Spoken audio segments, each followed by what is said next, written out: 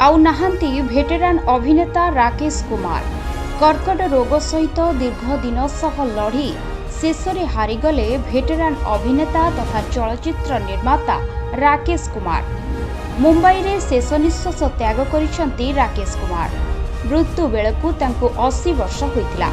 से बॉलीवुड मेगास्टार अमिताभ बच्चन का सह एकाधिक हिट फिल्म रे काम करिसेंती।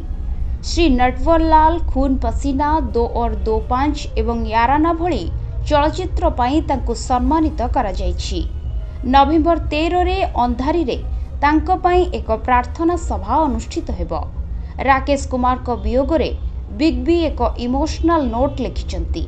से लिखिचंती जे जण जण करी समस्ते साथ छाड़ी चली जाउछंती, तेबे राकेश को भली लोके छाप छाड़ी जाती, जहां को भूलिबा कष्टकर।